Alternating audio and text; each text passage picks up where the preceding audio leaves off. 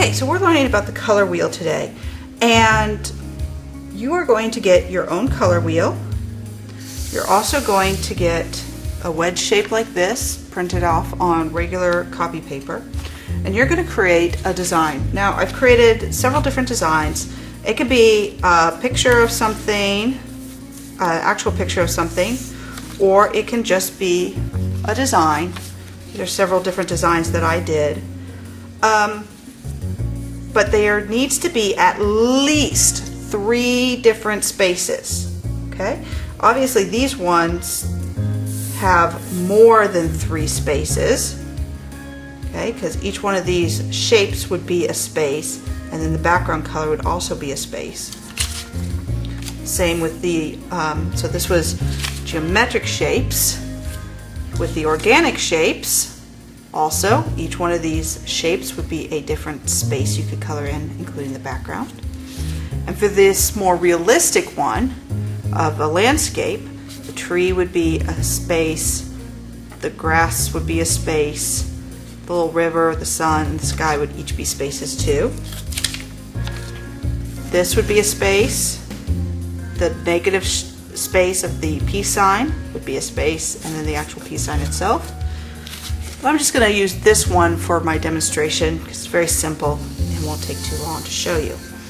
Now, once you've designed it, please have me check your work and make sure that you've got 3 spaces and that it's something that you'll want to do over and over again. Because what we're going to do is we're going to put this design in this space 6 times. So this design will repeat itself 6 times in a radial pattern. To do this, we're going to use something called carbon paper. Now, carbon paper is an old technology that they used before copy machines to make copies of things. And on one side, it's just black, and on the other side, there's going to be some words. This one says value on it, okay? It's a little bit slicker too, and I have them cut into squares instead of wedge shapes, so you will need to line it up with the edge of the paper, and you're going to get a piece of tape here, and you're going to make a tape roll by rolling the tape up, and then stick it on the back side someplace where the pencil mark is not, so that because you're going to have to go over the pencil mark again and again, and you don't want to do that and have the tape in your way. So I'm just going to stick it on the edge where there's no pencil mark, and then I'm going to line it up with the edge of my carbon paper carefully, just like that. If you'd like the teacher to check that, then that's fine. Then you're going to line up the edge of your wedge with the edge of the wedge on the big piece of paper. Then you're going to get some colored pencils, and it really does not matter in what order you're going to use these colored pencils. What you're going to do is you're going to go over your lines in colored pencils, and the reason you do it in colored pencil is so that you know where you have been, and you're going to do that repeated every time. So let me show you.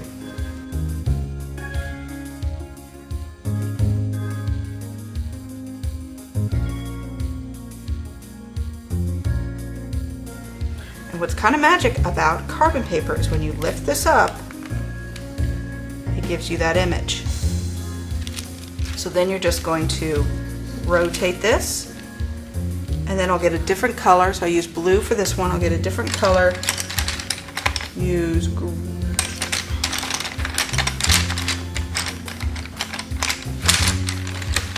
orange.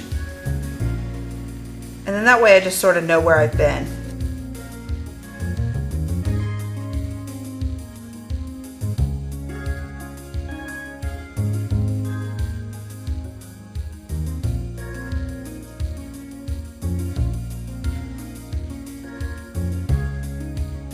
Okay, so now that you have this all drawn out, you're going to create your color wheel, and you're going to create 3 different shades of each color.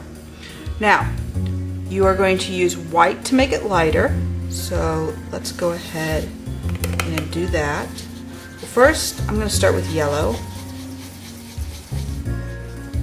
It's my first one. And I'm going to put that one in the middle because I want it to go from lightest to darkest. So I'll put the normal color in the middle here. Careful to stay inside the lines. Then I want the lighter color. So I get some white, I get my white ready. Now if your white is a little bit messed up, get it nice and wet and then get a paper towel or tissue and wipe that away.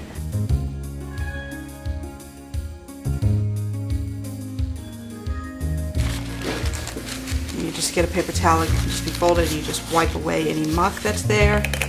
So I'm going to get some yellow, put on my white.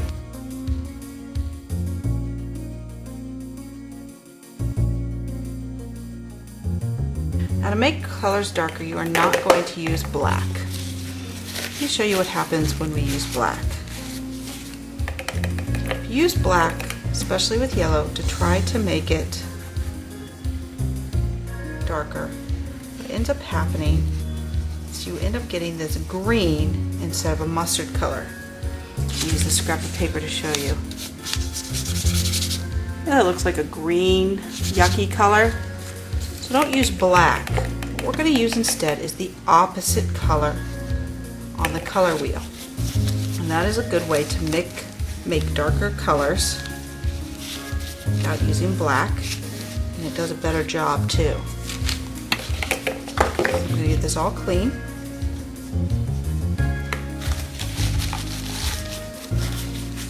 Now, the opposite color of yellow is purple. So we need to add purple into the yellow to make it darker. Now, we don't have purple on this palette, but that's okay, we know how to make purple. We add a little blue. Then we're going to add a little red.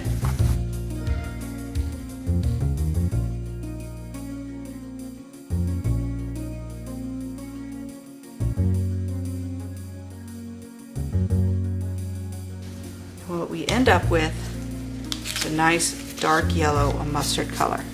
And you can see how that color looks like dark yellow and that color looks like green. Okay, so that is how you mix your colors. So then I've got my dark yellow for the last part here.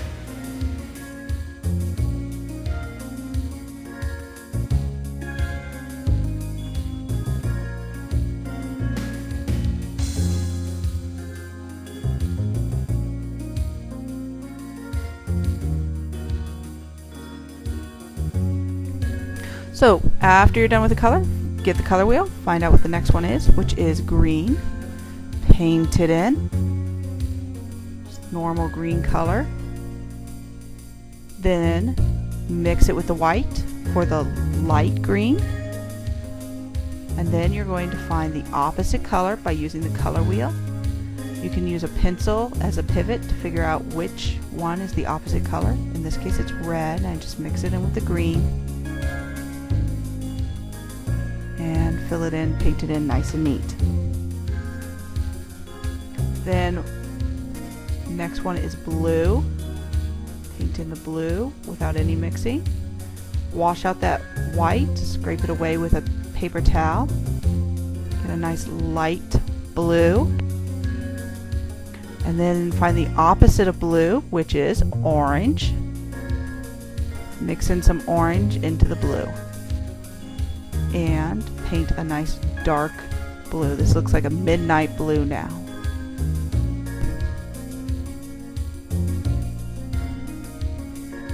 So after I get done with the blue, I've got blue mixed in with my orange, so what I'm going to do is I'm just going to skip over to the orange because I've already got dark orange because the blue is still mixed. Then I'm going to wipe that away, get regular orange,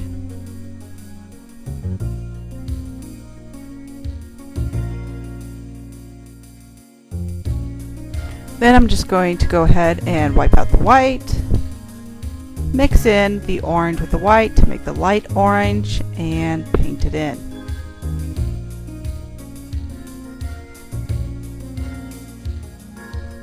Okay, now the next color is going to be purple, and this is going to be the trickiest one for us because, as you can see, purple is not in our palette, so we have to actually mix it. We're going to mix blue and red to get the regular purple. Then you're going to mix the blue and the red and the white to get light purple. And then you're going to mix the blue and the red and the yellow to get dark purple. This is going to be pretty tricky, and you and your partner should do this together so that you can both work on it together. But as long as you have 3 different shades of purple, one that's light, one that's medium, and one that's dark, then you've done the purple correctly.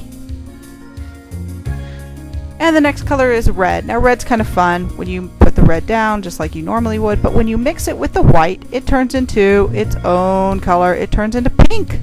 And red is the only one where when you mix it with white, it gets its own color called pink. Then mix in the green to darken it. And there you have it, your very own color wheel that you made.